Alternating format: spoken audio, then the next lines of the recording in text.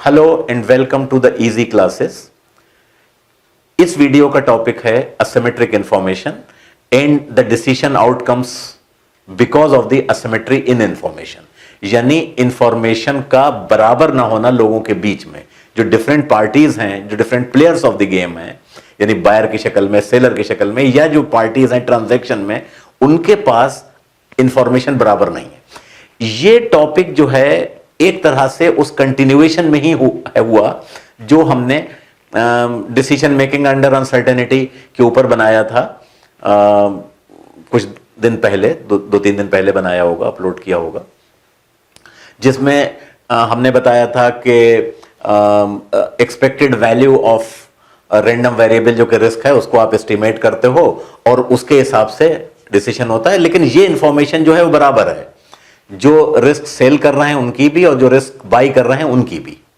ठीक है, risk by कौन कर रहा है? जो इंश्योरेंस कंपनी सेल कर रही है, चाहे वो इंश्योरेंस कंपनी खुद ही ले रही हो रिस्क को पूल करके, या एक मार्केट प्रोवाइड कर रही हो, बायर और सेलर को पास ला रहा, वॉट एवर वे, वो बहस का टॉपिक नहीं है।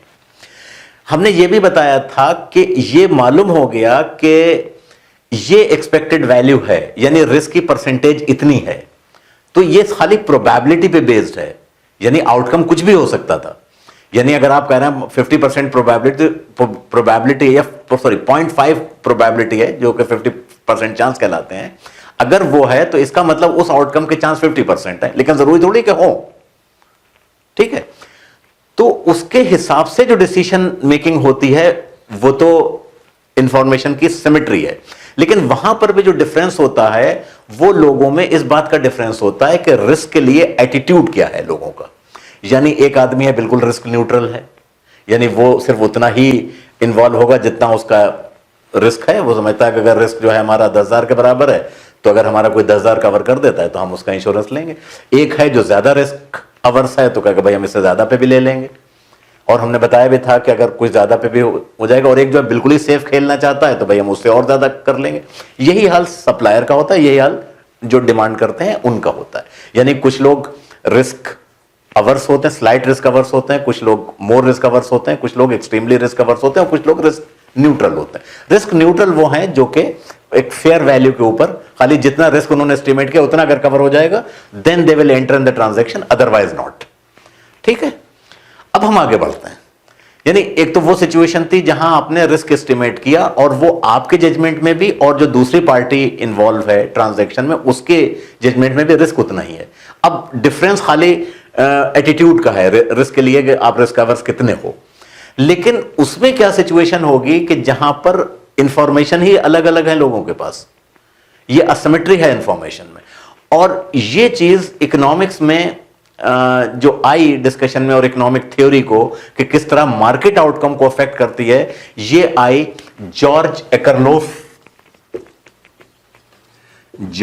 ए एकरलोफ। ये इनका एक 1970 का पेपर था, मार्केट फॉर लेमन्स।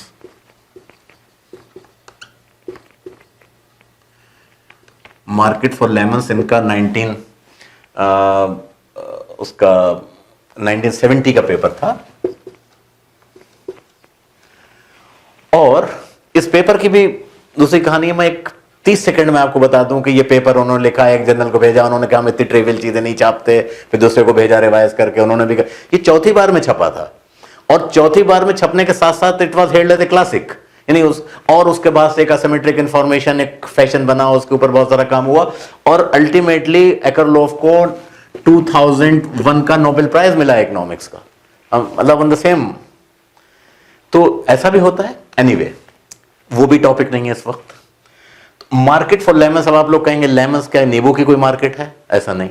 लेमन्स जो है वो अमेरिका में ये वर्ड टर्म यूज होती है, यूज उन कारों के लिए जो सेकेंड हैंड कार हैं जो कि खराब निकल जाती हैं। क्योंकि आप सेकेंड हैंड कार खरीदो, आपको मालूम तो कुछ है नहीं।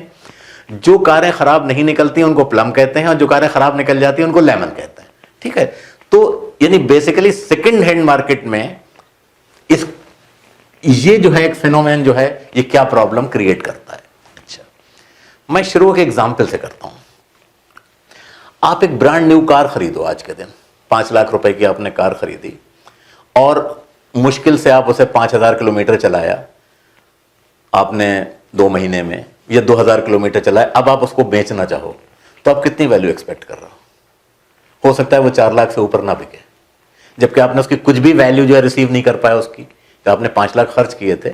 वजह मतलब आपको कोई जानने वाला तो ले गएगा जो आपको बिल्कुल जानता है, दिन खरीद के लाए थे, हम तो साथ उठते बैठते हैं, तुम बेच रहे हो हम खरीद लें, वो अलग बात है।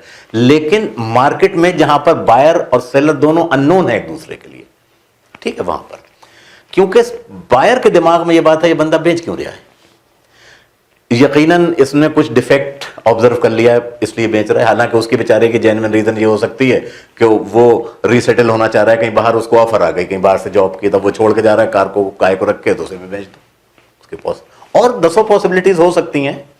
उसको शादी में एक कार मिल गई तब उसके लिए ये कार बेकार हो गई, ये भी पॉसिबिलिटी। हालांकि I am not supporter of dowry, मैं बहुत ही डैम अगेंस्ट हूं इस चीज के, लेकिन वायरल फिनोमिनन है, हम उसकी एग्जिस्टेंस से इनकार थोड़ी कर रहे हैं।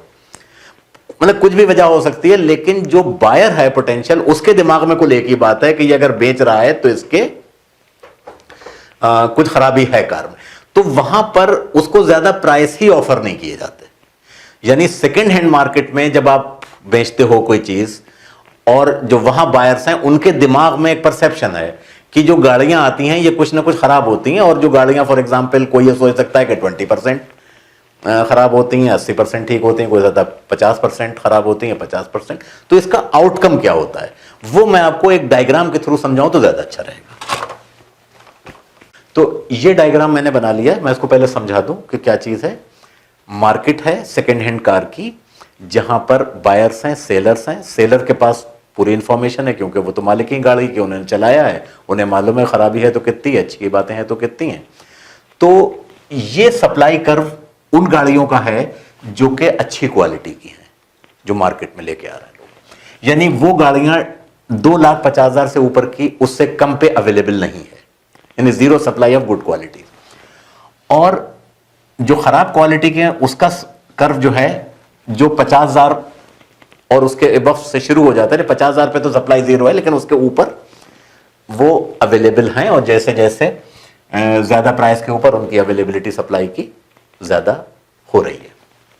ये सप्लाई कर्व, ये डिमांड कर्व फ्लैट इसलिए बनाया है कि ये मार्केट, ये डिमांड कर नहीं है बल्कि इतनी गाड़ियां सेल हो रही हैं पर डे, ठीक है। ये किस चीज पे बेस्ड है कि बायर्स का या मार्केट का परसेप्शन क्या है क्वालिटी ऑफ द प्रोडक्ट के बारे में। एक परसेप्शन ये है कि 50-50, अगर आप गाड़ी खरीद रहे हो तो 50% चांस यह है कि अच्छी निकलेगी, यानी प्लम होगी, 50% चांस यह है कि खराब निकलेगी। ये बायर के पार्ट्स पे एक्सपेक्टेशंस है, सेलर सब जानता है, तो इंफॉर्मेशन की असिमेट्री है।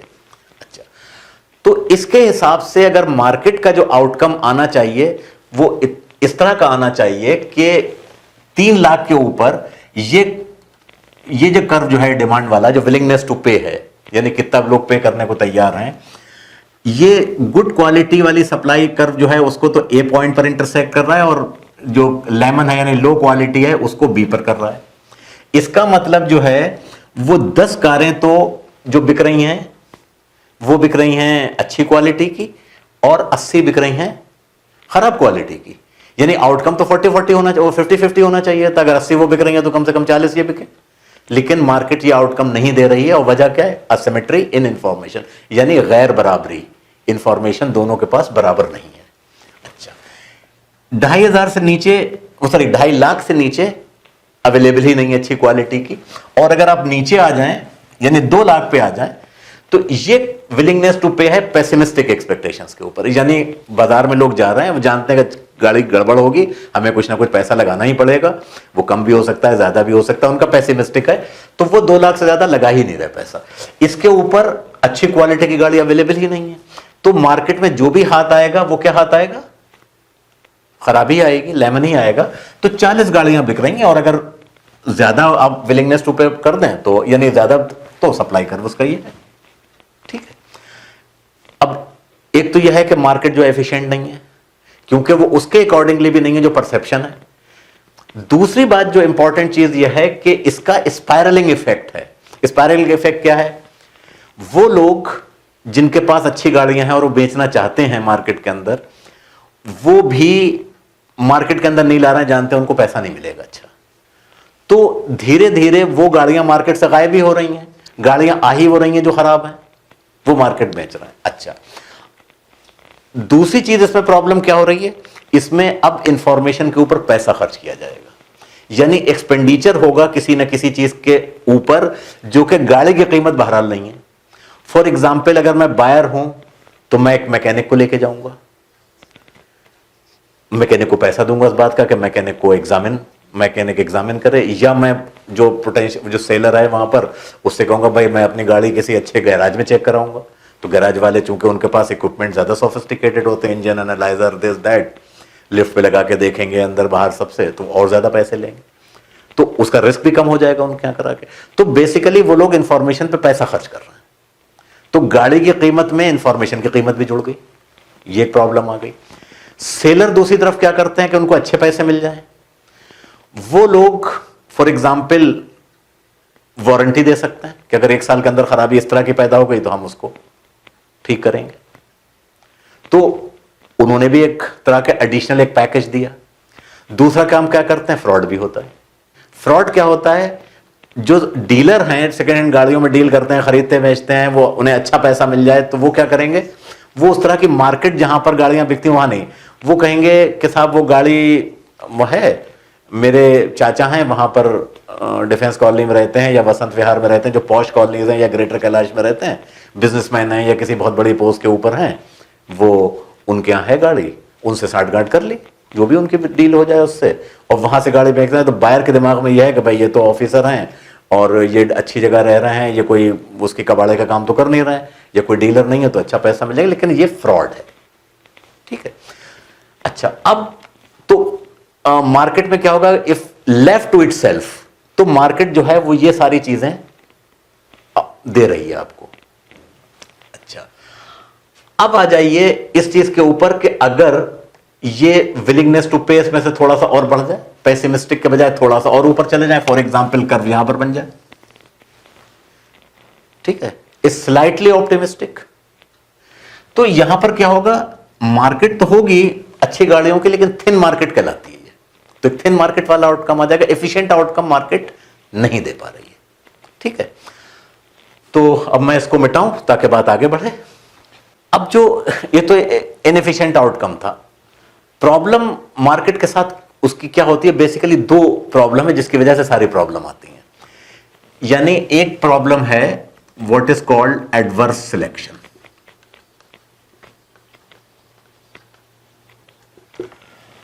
फॉर एग्जाम्पल, इंश्योरेंस कंपनी है एक, जो इंश्योरेंस ऑफर करती है कार को, लाइफ इंश्योरेंस वाले पे मैं आऊंगा, कार को इंश्योरेंस कर रही है उसका, उसे नहीं मालूम कि मैं कितना रिस्की ड्राइवर हूं, तो वो ये एक्सपेक्ट करेगी कि किसी तरह से ये एस्टिमेट हो जाए कि कितने लोग रिस्की ड्राइवर हैं। अब जजमेंट लोगों के क्या होते हैं कि अगर कोई 18 से 20-22 साल तक की उम्र का लड़का है, अब वो गाड़ी चला रहा है और इंसिडेंटली स्पोर्ट्स गाड़ी चला रहा है, तो वो ज़्यादा रेकलेस ड्राइविंग या स्पीडी ड्राइविंग कर सकता है। यंग लोग जो हैं ज़्यादा एडवेंचरस हो सकते हैं। फॉर एग्जांपल, कोई लेडी है 40 साल की, बहुत एहतियातन गाड़ी चलाएगी, एटसेट्रा एटसेट्रा। तो ये खाली एस्टिमेट्स हैं। तो कंपनीज क्या करती हैं इन ऑर्डर टू अवॉइड, क्योंकि उनके पोटेंशियल बायर्स जो हैं उसमें रिस्की भी है, ठीक है, तो वो इस चीज को फैक्टर इन करते हुए अपना प्रीमियम बढ़ाते हैं। यानी एक तरीका तो यह है कि जहां पर वो रिस्की ड्राइवर्स को आइडेंटिफाई कर सकें। फॉर एग्जाम्पल, हिंदुस्तान में तो बहुत सी चीजें सेटल वैसी हो जाती हैं, उसको रिकॉर्ड पे नहीं आ पाती हैं, यानी पास रिकॉर्ड देख के आपका ड्राइविंग रिकॉर्ड, आपने ट्रैफिक वायलेशन कितने की, लेकिन दूसरे कंट्रीज में जहां प्रॉपरली रिकॉर्ड होता है, फॉर एग्जाम्पल मेरा अगर रिकॉर्ड देखा गया वहां पर, तो मेरे ट्रैफिक वायलेशन जो है निकले 10 बार मैंने पेनल्टी दी, ओवर स्पीडिंग में, रॉन्ग पार्किंग में 1 बार दी है, रेड लाइट जंप कराई है 1 बार। तो अब इसमें से भी डिग्रीज हैं। फॉर एग्जांपल, रॉन्ग पार्किंग पे हुआ है तो इतना बड़ा ऑफेंस नहीं है कि उस पर रिस्की नहीं हुआ, मैं लापरवाह हुआ, सब कुछ हुआ, गैर जिम्मेदार हुआ। लेकिन अगर मैंने रेड लाइट जंप कराई है तो I am the most risky driver. Not only मैं अपने जान को खतरे में डाल रहा हूं, दूसरे की जान को भी डाल रहा हूं, ओवर स्पीडिंग कर रहा हूं। ओवर स्पीडिंग में भी कैटेगरीज होती हैं कि आपकी स्पीड लिमिट से 25% ज्यादा थी या उससे ऊपर थी, मतलब कोई भी लिमिट रख सकते हैं। तो इससे रिकॉर्ड मिल जाता है। लेकिन जब चूंकि इंश्योरेंस कंपनी को इंश्योरेंस देना है तो वो अपना जब प्रीमियम तय करते हैं वहां तो इसके ऊपर प्रीमियम रख देंगे, ठीक है। लेकिन जहां पर ऐसा नहीं कर सकते वहां पर क्या करेंगे, तो उन्होंने अज्यूम कर लिया कि उनके क्लाइंट जो हैं वो इतने वो हो सकते हैं और उन्होंने प्रीमियम की कीमत ही बढ़ा दी, तो उनका इंश्योरेंस भी महंगा हो गया जो कि रिस्क ड्राइवर नहीं है, ठीक है। और जहां पर रिस्क के ऊपर उन्होंने प्रीमियम बढ़ा दिया तो वो एक काम ये कर रहा है। अच्छा, हेल्थ इंश्योरेंस पे ले लीजिए। हेल्थ इंश्योरेंस का सिस्टम ये है कि फॉर एग्जाम्पल ये अज्यूम किया जाता है कि जितना यंग होगा उसके बीमारी के चांसेस कम है और जैसे जैसे ओल्ड एज की तरफ बढ़ रहा है उसके बीमारी के चांसेस ज्यादा है, इसलिए प्रीमियम भी ज्यादा होगा। अब क्या हुआ, फॉर एग्जाम्पल मुझे एक बीमारी कोई डिस्कवर हुई कि मुझे ये हो सकती है बीमारी। मैंने कहा यार अच्छा है कि इंश्योरेंस ले लो, हेल्थ इंश्योरेंस। मैंने एक हेल्थ इंश्योरेंस ले लिया और 6 महीने बाद एक ऑपरेशन कराया, इंश्योरेंस कंपनी उसका पैसा दे, तो इंश्योरेंस कंपनी को देना पड़ेगा। हुआ क्या, मैंने इंफॉर्मेशन विदहोल्ड की कंपनी से, ठीक है। इसे वो मॉरल हजार्ड भी कहते हैं। दूसरा है मॉरल हजार्ड।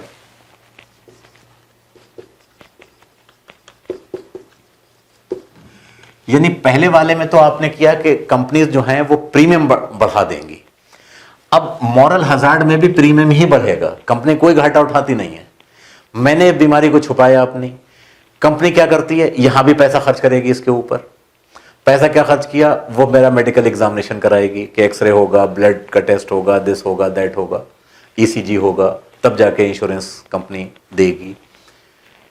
इसके उसके ऊपर क्या करती है, हिंदुस्तान में तो खासतौर से जितनी भी हेल्थ इंश्योरेंस कंपनी ऑफर करती हैं कि पहले 2 साल या पहले 3 साल कोई मेजर चीज का जो कि बीमारी पुरानी हो सकती है, यानी ऐसी बीमारी जो ऑल ऑफ सडन हो जाती है, डिस्कवर नहीं हो पाती, उसका तो दे देते हैं, एक्सीडेंट का दे देंगे फॉर एग्जाम्पल, एक्सीडेंट में उसमें जो एक्सपेंडिचर आपका आ रहा है।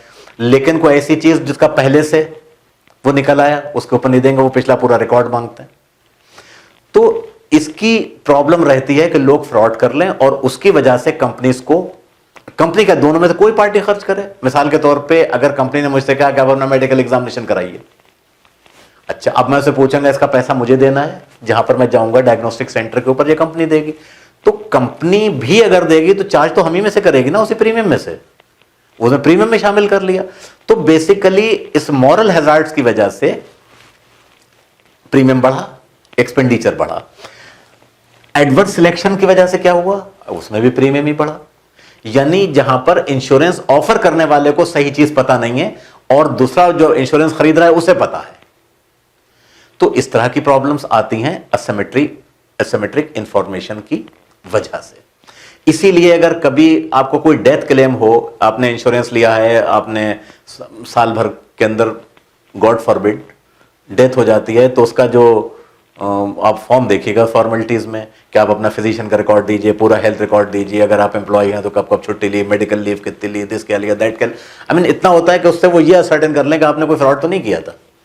अच्छा एक चीज और है, वो मेरी एडवाइस है आप लोगों को, कभी आप कोई इंश्योरेंस लें, लाइफ इंश्योरेंस हो, हेल्थ इंश्योरेंस हो, इंफॉर्मेशन जो है वो सही सही दे दीजिए। होता क्या है, इंश्योरेंस जो एजेंट होता है उसे तो इंश्योरेंस बेचना रहता है, उसने आप पे वहां टिक कर दिया जहां पर आपको साइन करना है, आपने साइन कर दी, बाकी कॉलम उसने खुद भर दी। अब वहां कॉलम उसका हेल्थ रिकॉर्ड का है, अब डायबिटिक हो के नहीं, उसने वहां पर कट कर क्रॉस लगा दिया। आप जो है हाइपरटेंसिव वो नहीं, उसने कहते उसने सब भर दिया, आप अस्थमा है कि नहीं, दिस है कि नहीं, दैट है कि नहीं। अब कभी क्लेम की नौबत आ जाती है, जब इंक्वायरी होती है तो कहते आपने तो क्लेम ही नहीं किया, आपने तो इन्फॉर्मेशन वो नहीं की थी, आपका तो रिकॉर्ड बता रहा है कि आप डायबिटिक थे, आपका रिकॉर्ड बता रहा है कि आप हाइपरटेंसिव थे, 5 साल से तो ब्लड प्रेशर की दवा ले रहे हो। तो ये एडवाइस है आपको, ये इससे कोई ताल्लुक नहीं है, इसलिए कि ये कंपनी क्यों करती है, कंपनी अपना सेफ गार्ड करती है। तो ये 2 प्रॉब्लम आती है, एडवर्स सिलेक्शन की प्रॉब्लम आती है बिकॉज कि उसके पास इंफॉर्मेशन नहीं है, मॉरल हैजार्ड्स की प्रॉब्लम आती है क्योंकि उसमें फ्रॉड के चांसेस होते हैं। तो ये भी आउटकम्स हैं असिमेट्रिक इंफॉर्मेशन की वजह से। मेरे ख्याल से इतना काफी है इस काम के लिए। Thank you very much.